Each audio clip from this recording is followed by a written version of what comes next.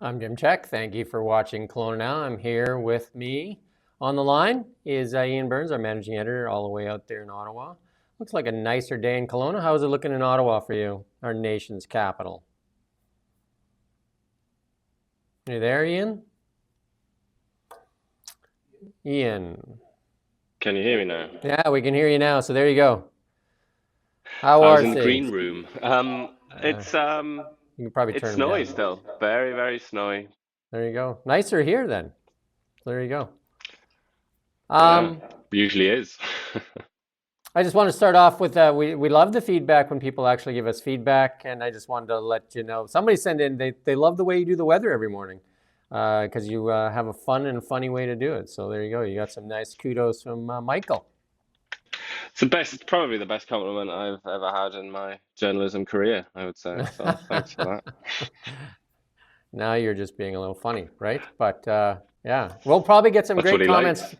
We'll get some great comments today and some not so great comments because we have our TikTok comments live as well as our YouTube comments live, and we'll react to some of them as we move along here.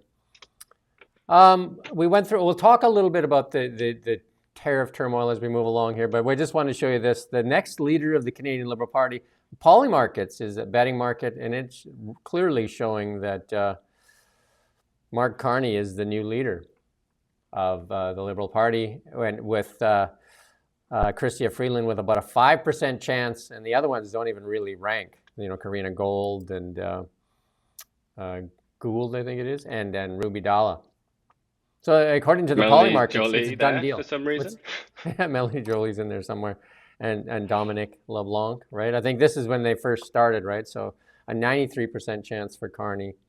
This was like a 5.5% chance for Chrystia Freeland, and yeah. So the betting markets very decided, and they were pretty good. The betting markets when we even went to the federal election. I mean, the U.S. election, they had basically picked Trump as the favorite, and Yeah, and they were not for the first time more accurate than a lot the of polls. pollsters.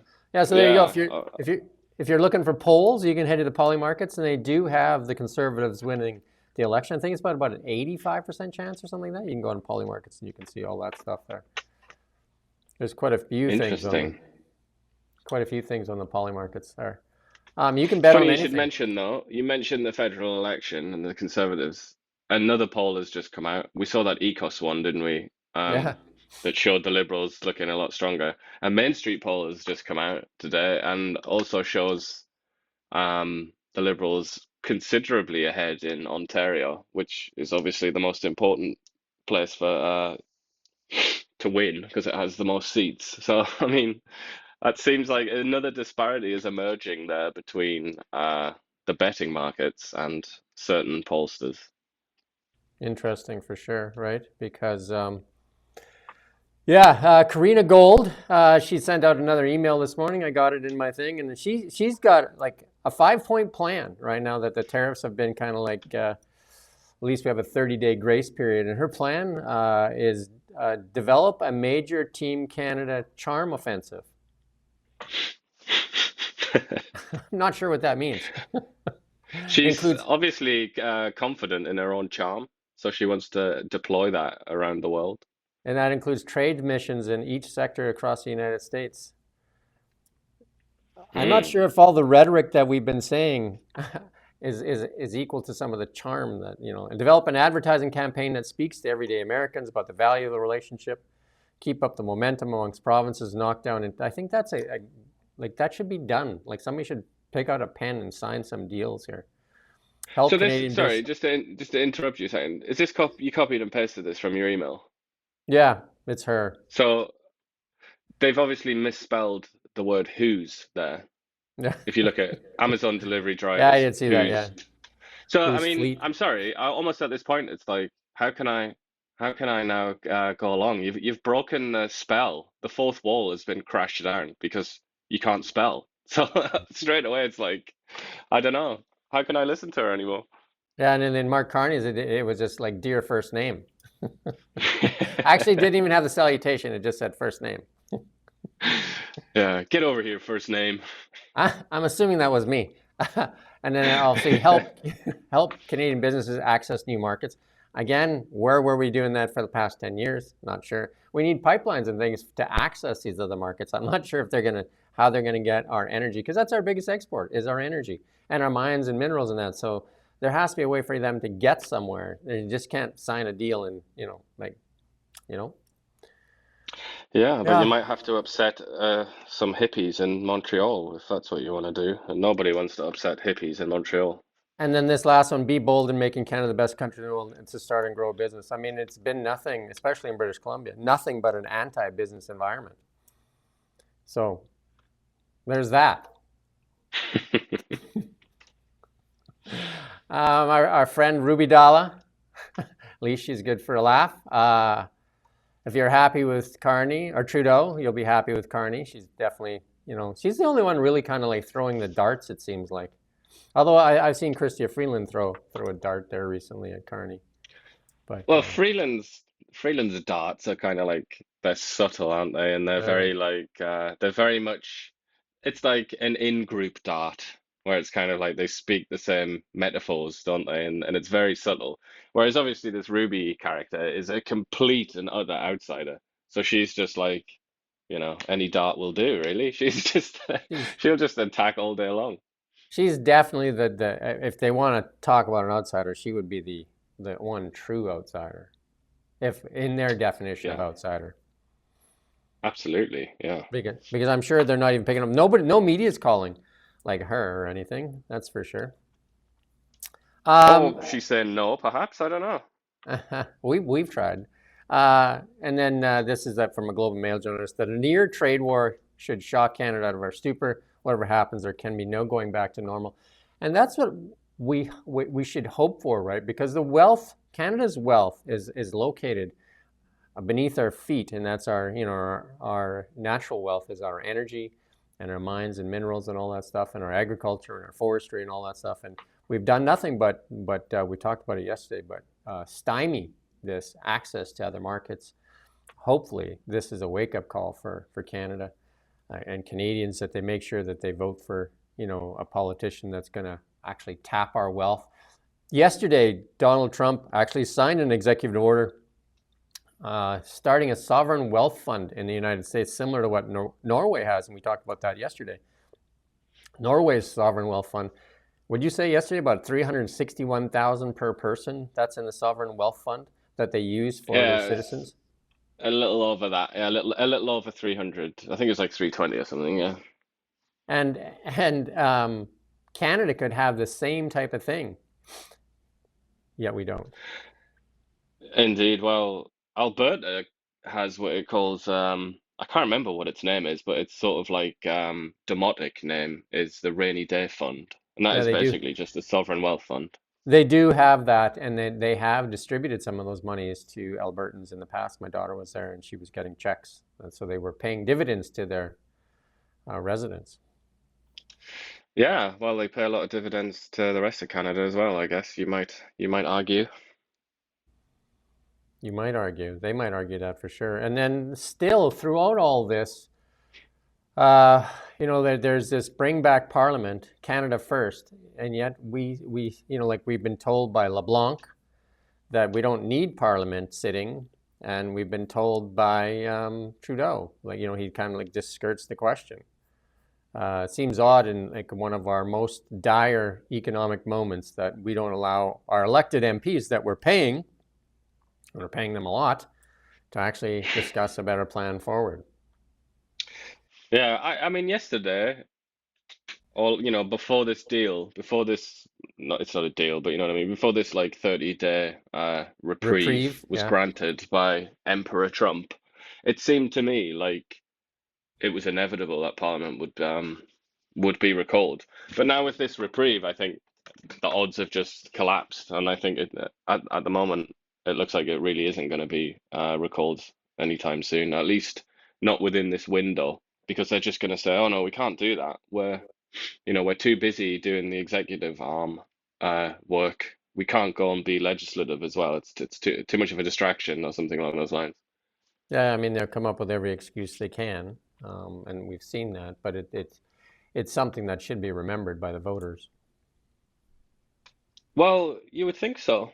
I don't know how much it's cutting through, though, because I think the reality is that most people are so sick of Parliament anyway that they don't really care whether it sits or not. You know, they're sick of politicians. So I think maybe it's a bit of an abstract point for a lot of people. But I mean, if something really needs to be done, like a bill passed or something like that, then I think it would cut through to most people. Yeah. So, I mean, there was a lot of talk about how we need to get our, like even from the Liberals and that, and talking about how we need to tap our natural resources. And then here we have a reprieve, and then they're asked about the Energy East pipeline. They asked Premier Legault from Quebec, and then we're going to play his response. If during your discussions today, the issues of pipelines came up, and whether Quebec would now support either an Energy East or some other kind of pipeline that would take Alberta oil out to markets other than the U.S. Yeah. Of course, right now, there's no social acceptability for this kind of project right now in Quebec. But, of course, situation, the economy, and what Mr. Trump is doing may change the situation in the future. So if there's a social acceptability, we will be open to these kind of projects.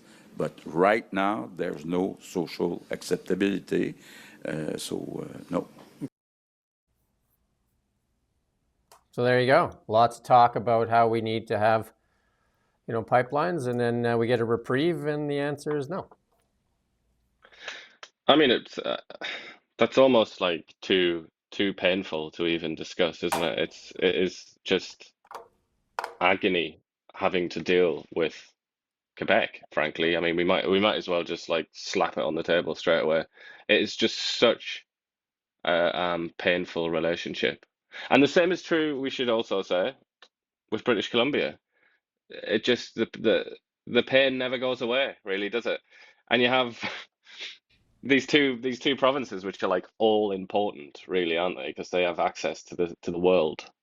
One's the Atlantic, one's the Pacific, and they're both hostile to just everything, pretty much everything that might grow Canada and grow Canada's economy. And it's just, and I say, sorry, we say those provinces. That's not quite right, is it? It's like it's Montreal and it's Vancouver, really. It's urban people, it's urbanites that do this, and I just, what do you say? I don't know. I'm almost like lost for words that they can still be so um ridiculous, and they can still choose to stare at their own navel rather than try and actually get out of a crisis. Yeah, it's like during the crisis, I never let a good crisis go to waste, right? To get all that virtue signaling out there and everything, but when it comes time to doing things, then that's a different thing.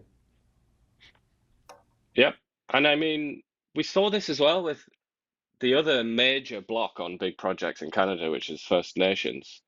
We saw that where when it was like full on emergency time, it was panic stations for everyone. A very important figure in British Columbia came out and said, "Yep, we did oppose the Northern Gateway pipeline, but look at what Trump's doing. This guy's nuts. Like we have to do it now." And he had a lot of conviction. And then a couple of days later, he's like, "Oh no, actually, I've changed my mind. Like, no way. There's no way we're going to build that." I just like, what can you do in this situation? It's like these shackles that Canada has around its limbs are just sometimes they feel like they can't be defeated. They can't be pushed aside. It's just a doom spiral. Yeah, we definitely don't have a Canada first mentality. It's definitely what's in sometimes like personal best interest. And then speaking about a different interest, the climate agenda that has been suppressing our natural resources for the past 10 years by the Liberal Party.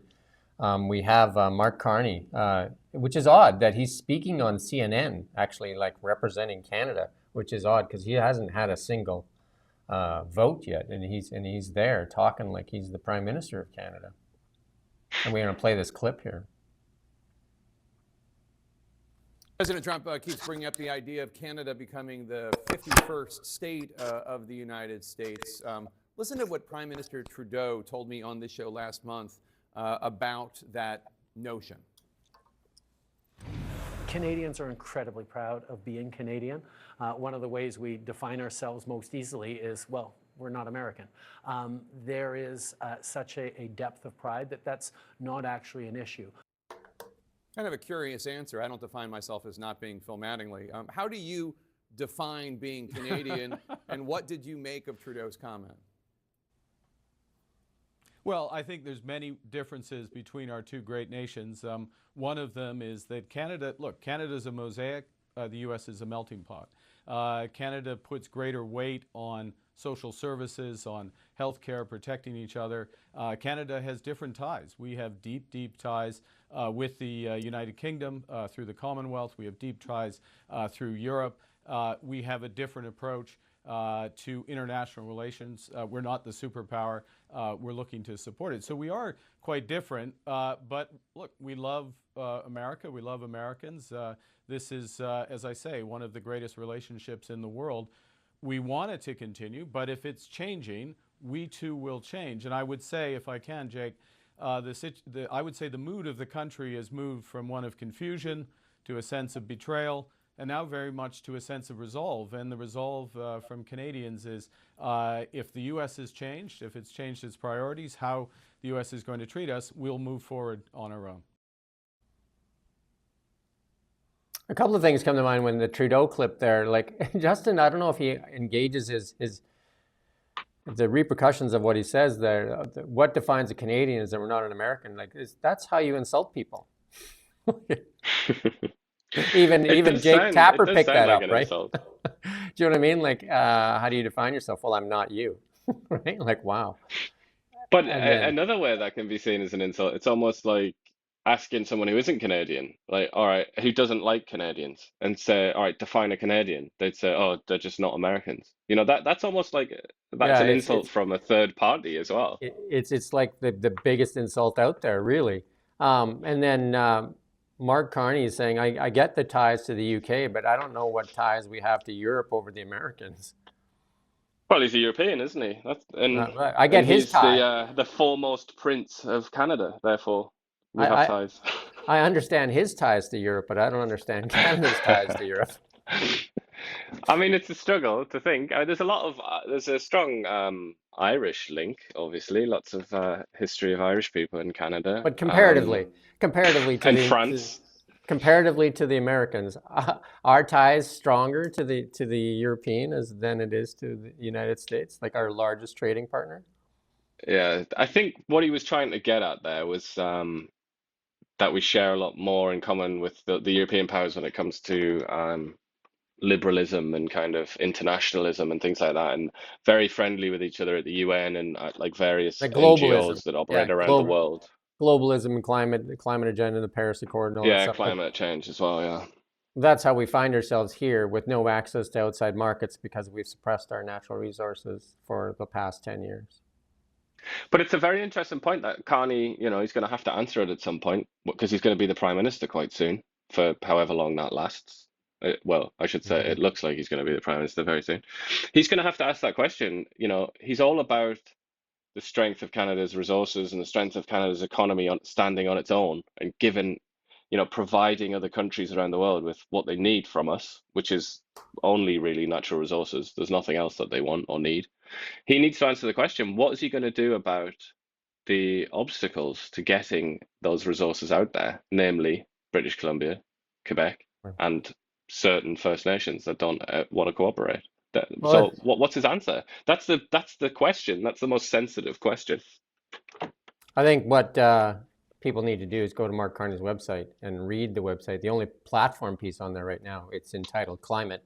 And if you go through you go way to the bottom and you'll see a little thing that says read full press release, and you'll find that link. And if you go to that link and it talks about mandating companies into the climate agenda.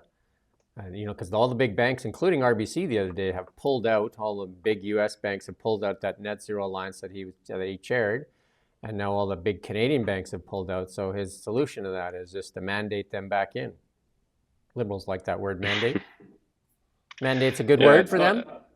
not a very popular word in the rest of Canada, though. I wouldn't say outside of the Liberal Party. Speaking of mandates, I pulled this tweet here, and I don't know if you know much about it, but that says they're back in court fighting the Trudeau government's appeal of the federal court ruling of the use of the Emergencies Act on the Freedom Convoy as illegal and unconstitutional. Have you followed that at all?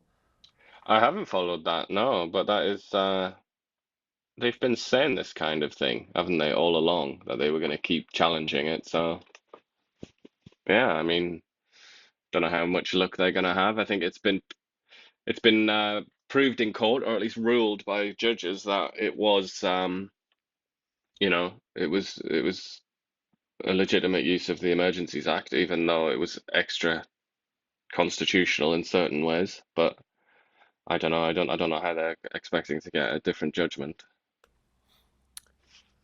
I'm not sure either. But lots of mandates at that time, including dipping into people's bank accounts, right? Freezing them.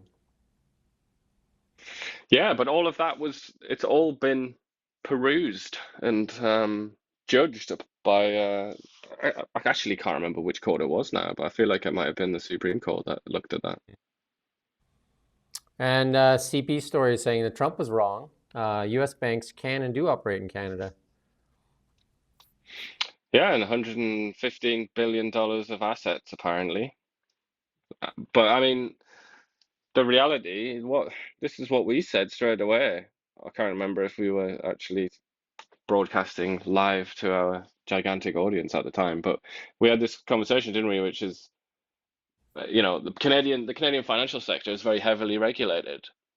Mm-hmm. Everybody knows that, surely. I mean, I certainly know that. Somebody that had to sort of enter this the financial landscape as a bit of an outsider, well, as a complete outsider.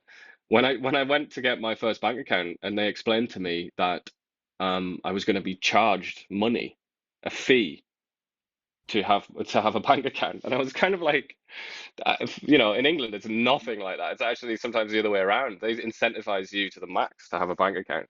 And I came here, and then that was the beginning of my odyssey to learn about the Canadian financial system and how stringently regulated it is.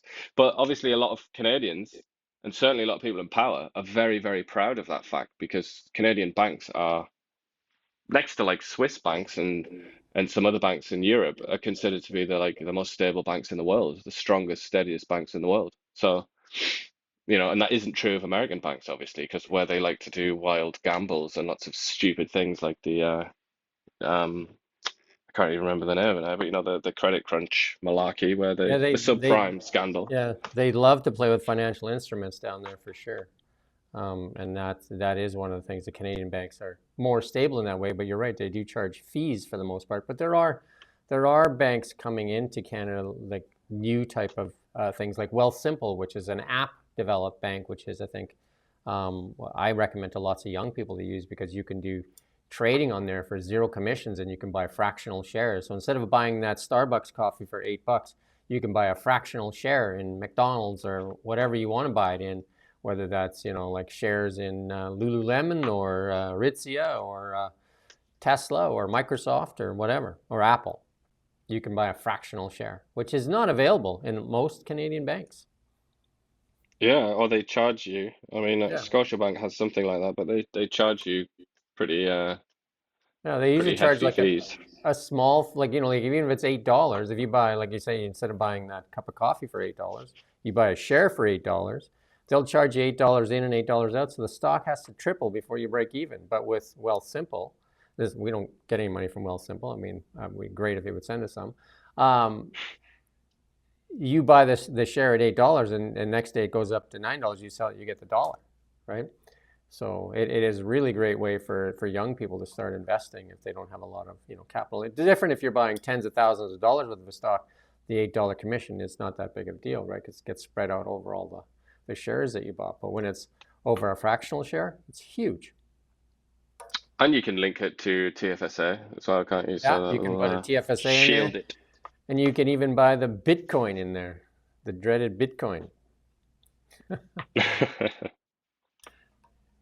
Doug Ford, another one that needs to engage his brain before he speaks. He tends to say a lot of things and then regret them later, and he's on a hot mic there. I'll let you run with that one. How's that?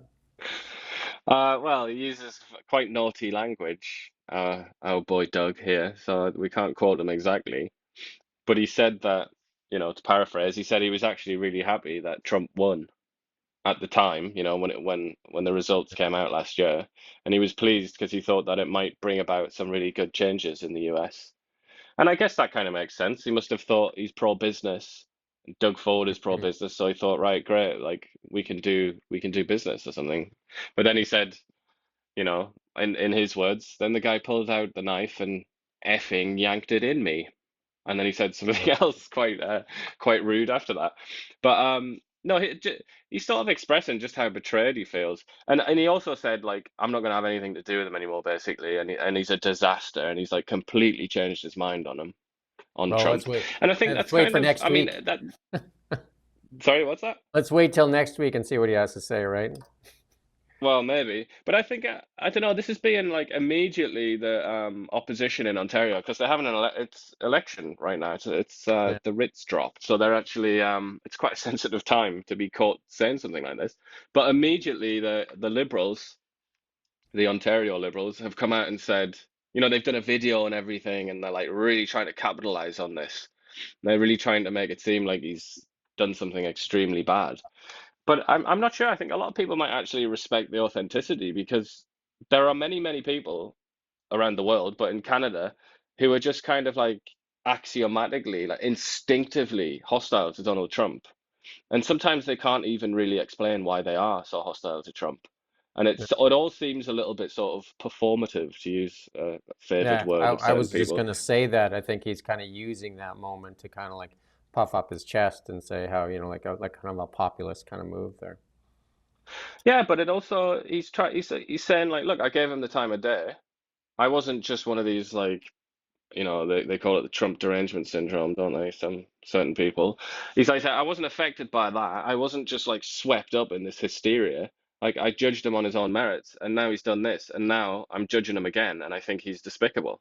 So I think a lot of people might sort of respect that independence of mind if that's what it is. If it's not just all a big show, which it could also be, since politics is so phony. Yeah. Now that Trump has moved his attention to China, and China's countered it because he levied a 10% tariff on China, which is odd. But why only 10? And I think Pierre Poilievre brought that up. Why only 10 with China and 25 with Canada and Mexico?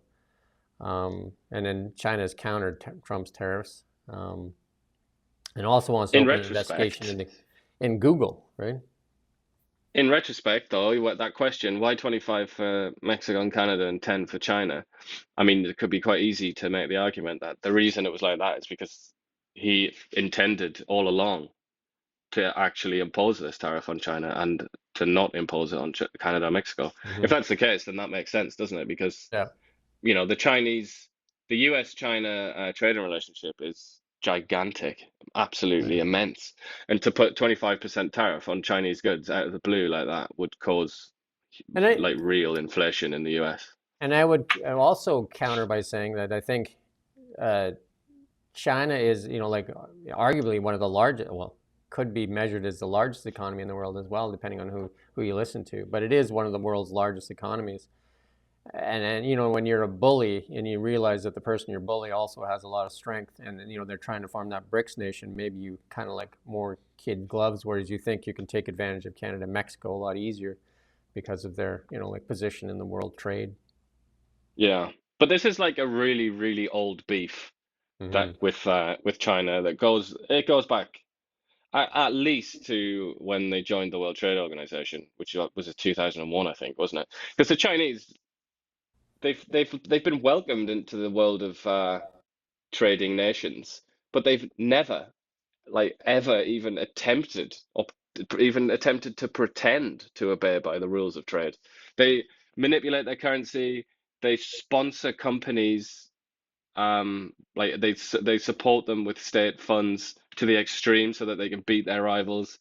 They dump stuff like commodities onto the world market to advantage themselves. They steal intellectual property. They've never once played by the rules. And the Americans obviously have shored up this global trading system since the end of the Second World War in part with the U.S. Navy that patrols shipping lanes to make sure that they're safe. And the Americans, this is one of the points that Trump makes that I think a lot of people actually agree with. Like the Americans have, in a way, been taken advantage of by the Chinese, and they're extremely upset about it. So I don't know. This is like a historic argument. This one. Yeah. We talk about mandates. Pure later lost the COVID-19 vaccine mandate case in BC Supreme Court. And that's for employees that were fired or suspended because they weren't vaccinated against COVID-19. Yeah. Well, the an arbitrator was brought in because I think it was a Teamsters union brought this brought a number of cases, I think, against Purelator because of the firings and suspensions. They had argued that it wasn't reasonable to have a vaccine mandate in place after the date of June 30th, 2022, because after that point it became impossible to argue, based on the evidence, that the vaccine or any of the COVID vaccines could prevent the spread of the virus, because that was the rationale for the vaccine mandate. It was, you have to get this because it's going to stop the spread, and if you don't get it, you're going to come in and you're going to spread this horrible disease, and everybody's going to suffer as a consequence. But then the evidence started to show that it, as most of us can remember, I'm sure, the evidence pretty quickly started to show that that was nonsense. That was completely false, completely So untrue. where does the BC government fall in these mandates? Because theirs were past the June 30th, 2022 deadline. Let's hear it. Interesting question. Yeah, I'm not completely up on the latest. Yeah, but you know what I mean? I Like know that. they ran pretty late with theirs, right? I mean, they just pulled them, Yeah. what, a year ago? Well, this is sub judice at the moment, isn't it? That because the people involved, the two sort of main plaintiffs, the two groups that are suing the BC government, have been given they've finally been given a date, haven't they, to see if they can have their class action suit certified. That's going to happen in the spring. So, this is still being figured out in the courts, I guess. This decision must give them hope because, I mean, this is the Supreme Court of BC, right? Definitely, yeah. This must be manna from heaven for them. This must be great news because this is one of, because we chatted to the lawyer, didn't we? It was the two of us chatted to him, who represents both of those suits, who they now merge together. They're kind of allying together to sue the government, and this was one of his points, and it is in. I'm fairly sure it's in the final document that they submitted. So you would think that precedent suggests, yeah, that they would succeed on this side. Marco Rubio out there touring the world already, making deals. And one thing for sure you can say is like, even though he's breaking a lot of eggs on the way and like trashing a lot of his old friends, Donald Trump is making things happen in the world. And I would say that in all the stuff that the turmoil he's caused Canada and Mexico, the border was one of the things that he ran on, and people would argue that the border has been kind of a disaster for the past 4 years. Even denying that the border was wide open. If anything, out of this, he's got action from Mexico. They put 10,000 troops at the border. He's got U.S. military at the border, helping their border agents, and he's got now Canada deploying close to $1.5 billion, including hiring a border czar to patrol our northern border, or our southern border, their northern border. So he has achieved some attention for the border, which has been, like highlighted as one of the disasters for the United States in the past 4 years. Yeah, and he got all that at the very, very low bargain basement price of alienating America's long-standing allies, spitting in the face of its best friend in history. What a good deal that was, Donald. Yeah, good deal for him. Not such a great deal for Canada. I mean, it's upset a lot of Canadians for sure.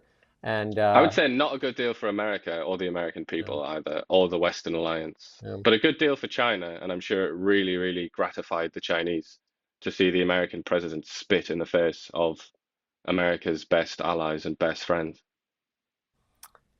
Marco Rubio, back to Marco Rubio, says like they got a deal there that El Salvador is willing to take violent Americans for their super This is jails down there. obviously this is obviously unconstitutional, I would say. There's absolutely no chance of this ever happening. The Supreme Court, I imagine, would smack that down instantly. To send off American citizens to a foreign country to serve jail time, it doesn't seem possible, that does it? But I don't know. We do live in interesting times. But I mean, Bukele here, he's the guy who's in charge of El Salvador.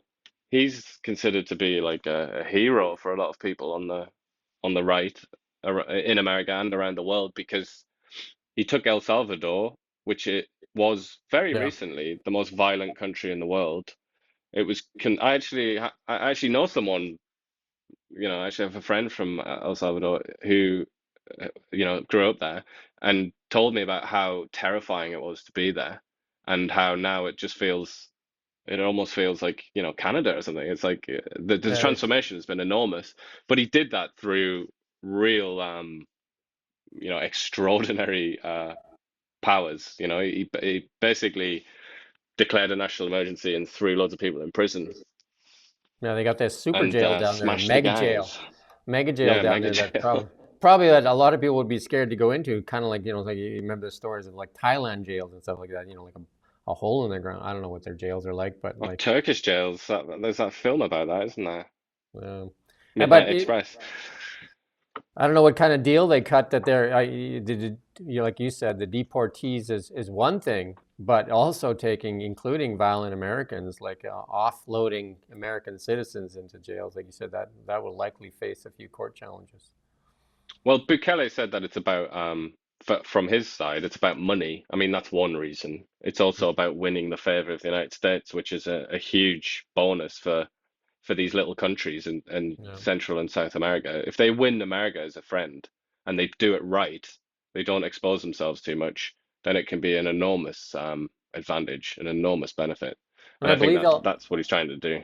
El Salvador, we're going to get to the markets here, is one of the first countries in the world to have Bitcoin as a reserve currency as well. Yeah, he's also like tried to attract the work from home people to come to El Salvador, I believe, and I think they offer some sort of special tax arrangement for people. I mean, he's a modern figure. He's a figure of the 21st century, Bukele. He's an interesting guy, and I think he's quite young actually. So it is an intriguing little relationship, but I can imagine the Americans, because obviously the Americans they do have quite a lot of people in their jails who are foreigners and they're not US citizens. They're just, yeah, like they might have been permanent residents or something like that. They might have been immigrants of some kind. And those people, I imagine the US would really want to get rid of because then there wouldn't be the same kind of constitutional challenge based on citizenship. So if Bekele is willing to take them, this is the kind of thing, if you look at other countries like Britain, they tried to do a deal not too dissimilar to this with Rwanda, and that was a failure. But they tried to come up with this deal where they would send like illegal immigrants, people that they didn't want, to Rwanda to process them, and that was a way around the legal system in England. And the Italians have also done something like that. I think they've done it with Libya or some country like that. So this is obviously becoming a trend for Western countries to like have an alliance with a country, in Latin America, Africa or something, and send your undesirables to that country so they can deal with them. Well, wasn't Australia one of those for the United Kingdom way back in the day? Yeah, and it's interesting you mentioned Australia because Australia, in many ways, did pioneer this with Papua New Guinea, where because they had this promise, like people were coming up from Indonesia on rafts. Actually, I think they were coming from other countries as well. Like they were coming like pretty long distances, and they were like landing on Australian territory and then claiming asylum, saying can't get rid of me. And it was a big issue for the Aussies, and they set up a processing facility on PNG. And I think that probably is the pioneer, actually. I think the Australians pioneered this whole thing. And the Australian government said there are these big signs where it was like, if you arrive on a boat or if you arrive illegally, there is zero chance that you'll stay in Australia. And they kind of like overcame that problem. And this is relevant to us because obviously it's happening in Canada too. there are people that arrive in Canada from the US, so that, I mean, that's supposed to be fixed now with the deal that we've made with the Americans. But people arrive in Canada and then they don't want to leave, you know? They claim asylum and on often spurious grounds, and they say they don't want to leave. And the very fact that the law is such that they don't have to leave, really. They can pretty much stay. It's pretty much a guarantee. So as a consequence of that, maybe Canada's going to have to come up with a deal like this at some point. Well, let's talk about markets. Gold up again this morning. I think right now that chart's like probably from like 30 minutes ago. Gold is even higher at the current moment. Gold is currently trading at in the U.S. dollars 28.41. This was showing 28.33, so that's like like $10,000 Canadian. I'm joking, but not by much, I guess. Like I think. Maybe if we didn't get reprieve, then yeah. The Canadian dollar did bounce. We'll talk about that in a second. But in Canadian dollars, it is 4075. So there you go. And Bitcoin, Rommel's ahead of us there. Bitcoin playing with that $100,000 mark again. It had sold off again with these trade wars. Bitcoin didn't like that uncertainty, but it's kind of like hanging, and like it's hanging onto that that $100,000 mark there too. But again, lots of wind in its sails overall, though, with favorable U.S. administration. Other countries starting to adopt it. Even our own Vancouver, the mayor wants to make Vancouver the Bitcoin capital of Canada. So,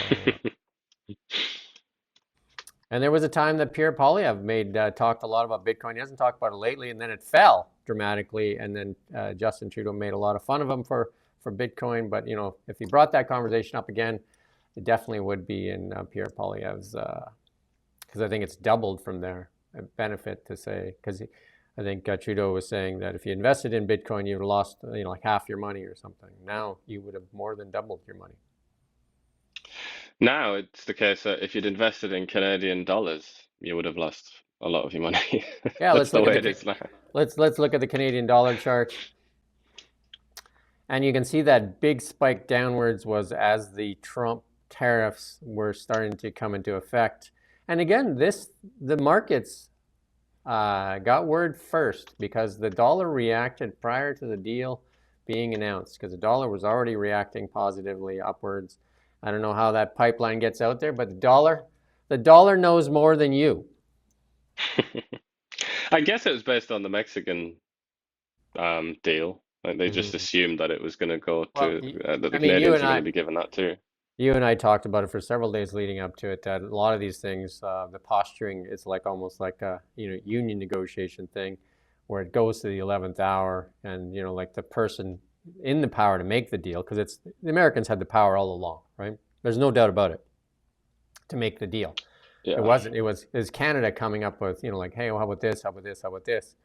And and he probably dragged them on to the 11th hour to get maximum capitulation from the Canadian government. But then you have to wonder what exactly it is that they capitulated on, because the package that supposedly appeased Trump is substantially, basically the same one that was announced in December, after back when Trump had only ever like tweeted about this nonsense rather than actually going all in. I mean, the only big difference, there's people are talking about this fentanyl czar thing. I think that's just stupid, waste of time. But the designation of cartels as terrorist organizations, that's a pretty big deal. I mean, I guess that seems to me that was probably the sticking point, because that's the biggest announcement that's been made. I do think the other one is they're like a joint task force, where I think the Americans would likely say joint, meaning we're in charge. Oh yeah, that's how it works. Do you know what I mean? I think I think that was the big win. Just basically, we'll run your military from this side of the border, right? But he already, Trudeau already offered that in December, so that wasn't a new thing. The only two new things that I could see, that I could pick up on, were fentanyl czar. I wish people would stop using that word czar. It's so stupid. But some sort of fentanyl honcho of some kind, and then this designation of cartels as terrorist groups, which is really hard. That's kind of, when you read about it, you kind of understand a little bit why they haven't done that, even though they're obviously terrorist organizations, like by by almost any definition. They perform terrorist acts like murdering politicians and so on. But I mean, the reason it's hard is a similar reason it was hard to do it with the Iranian Republican Guard, because it's actually like the Republican Guard in Iran. They're like businesses as well, you know. They have their tentacles and everything, and the same is true of the cartels. So I think it was just logistically hard to do that. So probably that was the obstacle. That's my instinct anyway. And Canada's just had to say, whatever, okay, we'll do it, my lord. Talking about AI a little bit, Palantir stock soars 27% to an all-time high, becoming a $200 billion company, and that up on earnings, like huge jump. And Palantir is a AI-based military contractor and a very vocal CEO as well, a strong supporter of Donald Trump as well. But this, I mean, I started following this company when it was a $23 share, and everybody said it was worthless and useless to buy and stuff like that. And AI in the military is becoming a bigger and bigger thing. And don't forget Donald Trump started Space Force, like in his last administration, and Space Force is probably likely to become a bigger thing. But this AI thing is becoming a bigger component of especially the U.S. military now. So huge jump this morning, huge jump on Palantir. So bigger than McDonald's now. Yeah, so but Palantir, most of the targets for Palantir were in the $80 to $90 range. So a lot of the analysts are adjusting their targets a lot higher. So there you go. It's becoming like the 47th mega cap publicly traded American company. And we got a stock chart here to show you the jump here. And this is a yearly chart. See, it's kind of like dead money, kind of like a lull along here for the first 6 months of the year. Remember, that's when I started following it. In the $20, $25 range, right? And not much was happening. And a lot of these things really make dramatic moves, right? It just kind of like coils upward. You can see today, like that $105 mark way up there, a huge spike this morning based on earnings. And we're seeing that, saw the same thing with NVIDIA and some of these other companies too. The AI split looks to me like, or the second split is the election, isn't it? November 4th, you can see. Yeah, and that is like that spike too, because a lot of like the stock market reacted very favorable to Trump election, and one of the commenters on our TikTok here is saying that like the markets reacted negatively to these tariffs because it would be bad for all the economies, Mexico, Canada, and the U.S., and really bad for the consumers, like really bad, and the markets were selling off based on that. And like one of the comments is that Donald Trump loves the markets and he loves to see the markets go higher. And he does, and he's always wanted the markets to go higher. So did that play a role? Likely. But in Canada, there's a lot of talk that the Bank of Canada's hand is forced now to cut rates even more dramatically than before with these tariffs hanging over our head to kind of move our economy forward, because we are stagnant right now. We are definitely, like, our GDP fell in the last report, right? So definitely our economy needs to be juiced, but there's that balancing act with weakening our dollar every time we cut rates as well. Yeah, especially when the Americans aren't really budging with their Federal Reserve rate. Yeah, that's for sure. My phone won't stop ringing. There you go. And our next one, AI enters nuclear defense. It's Peter Thiel. He doesn't like the way you're chatting about Palantir. No. Forget him. Yeah. There you go. And then in our EV section, Cybertruck. They dropped the Foundation Series price in Canada, and now you can buy a Cybertruck and put up the next image there for $117,000 versus the $137,000. So if you were waiting for that Cybertruck deal, there's your deal. $117,873 for an all-wheel drive Cybertruck. Cheap as chips. Cheap as chips. And then and another one, Norway nearly 100% of all electric cars. And we talked about Norway recently. They still make scads of money off of oil and gas, and they have that in their sovereign wealth fund. But most people in Norway are buying electric cars. And most of their grid is powered by waterfalls and rivers. They have hydropower. So they're Yeah. like, they are kind of like an analog in a way to Canada. They're quite similar to Canada Hmm. in that sense. But I mean, it's a smaller country and it's kind of they're very shrewd, the Norwegians. Like, they're not in the European Union either. Like they're quite clever and they play their own game and they don't really let anybody else kind of bully them or guide them or whatever. And they've been really, really smart because when they found that North Sea oil, what was that, the 1960s or something like that, when they realized it was actually viable, it benefited a number of countries, but chief among them were Norway and Britain.